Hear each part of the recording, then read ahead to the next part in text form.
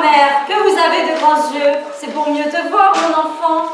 Oh, grand-mère, que vous avez de grandes dents, c'est pour mieux te manger. Tout le monde a déjà entendu ce conte, qui invite les petites filles à se méfier de ces méchants messieurs, les prédateurs.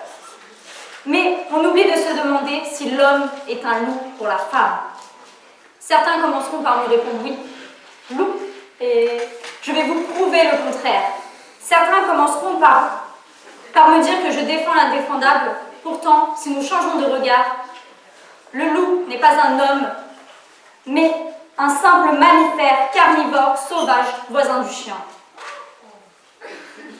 Incroyable idée. En 2019, certaines personnes pensent que l'homme est un loup pour la femme. Je ne vous jette pas la pierre, vous avez été menés en bateau par l'ensemble de ces contes et ces comptines. Qui n'a jamais entendu le petit chaperon rouge ou encore promenons-nous dans les bois? Autrement dit, on nous apprend depuis notre tendre enfance à avoir peur du loup.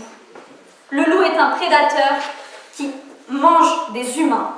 Je tiens seulement à vous faire part du fait que ces 20 dernières années, seulement quelques cas ont été recensés de loups prédateurs attaquant des hommes dans seulement 4 pays. La France n'y est pas mentionnée.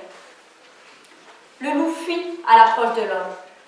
Alors, si vous souhaitez montrer que l'homme fuit face aux femmes, j'accepte votre défense. Mais je crains que cela ne soit le cas. Cette représentation de ce soi-disant prédateur, qui ne serait nul autre que l'homme, est véhiculée aux enfants. On leur apprend à avoir peur du grand méchant loup. Mais cela renvoie alors à l'idée que si l'homme est un loup, la femme est une proie, la femme est faible, la femme ne sait pas se défendre. Par exemple, avez-vous déjà vu les affiches dans le métro pour lutter contre le harcèlement? Elles représentent une femme dans une forêt avec un loup derrière elle. Le but de cette campagne? Lutter contre les prédateurs dans les transports. Le problème? Ces affiches ne responsabilisent pas les prédateurs. On réduit leur comportement à ceux des animaux. Alors, ensemble, arrêtons de mélanger les torchons et les serviettes. Réalisons ensemble que ces propos créent la peur de l'autre. Les femmes se méfient des hommes. Et dès le départ, on leur demande de s'éloigner d'eux, car ils peuvent leur faire du mal. Apprenons ensemble à vivre, hommes et femmes, sans peur. Je continue en vous parlant de la théorie du philosophe Hobbes. Selon lui, l'homme est mauvais par nature. Alors, imaginez-vous dans un jardin. Il y a 2 personnes, une femme, un homme. La femme pousse l'homme à commettre le mal.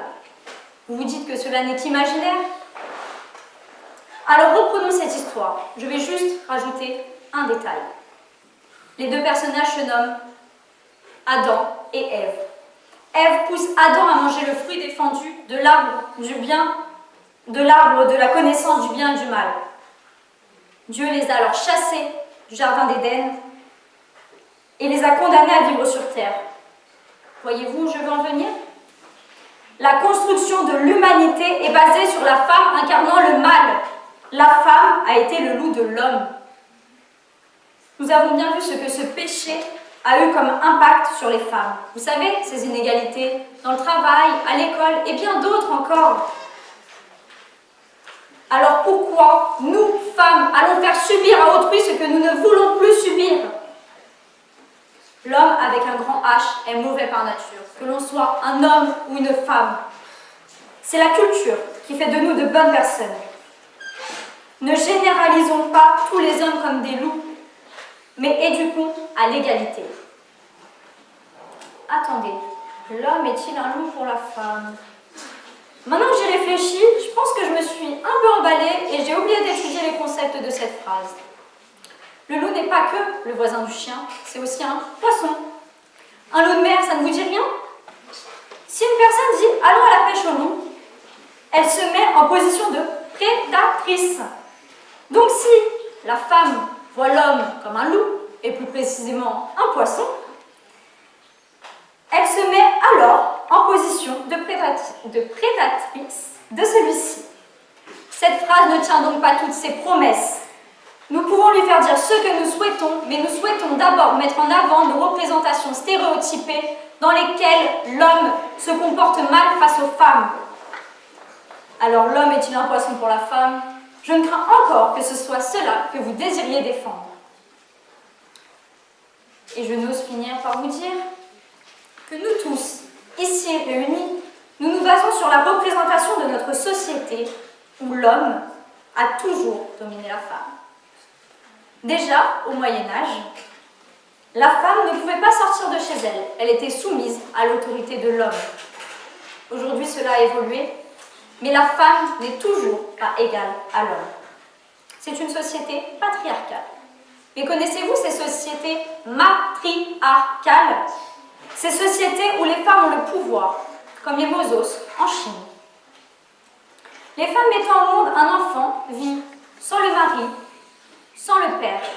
Elles vivent entre elles, avec leur corps. Pensez-vous alors que dans ces sociétés, les individus pensent que l'homme est un loup pour la femme?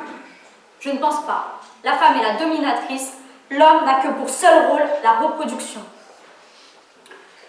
Je veux alors dire haut et fort que l'homme n'est pas un loup pour la femme. Je ne tiens pas à défendre le contraire, que la femme soit un loup pour l'homme. Loin de moi cette idée. Mais je pense que nous devons déconstruire nos représentations. Nos différences sont infondées. Aimons-nous, sans préjugés, sans honte, sans peur. J'entends déjà mes adversaires défendre l'autre position. Vous savez, cette position simple qui est le pour, car elle répond à l'idée partagée par notre société. Ils vont alors sûrement vous dire que l'homme ne prend pas en compte le consentement des femmes, les interpelle, les siffle, les regarde avec insistance, les menace, les insulte si elles ne répondent pas à leurs avances.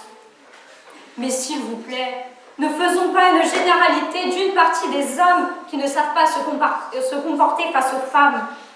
Certains ont oublié leurs bonnes manières ou tout simplement ne les ont pas apprises. Mais n'en faisons pas une règle. Chaque homme est différent. Apprécions cette différence. Arrêtons de suivre le troupeau comme des moutons. Arrêtons de crier au loup. Comme Pierre, à force de l'appeler, nous finissons par le faire venir.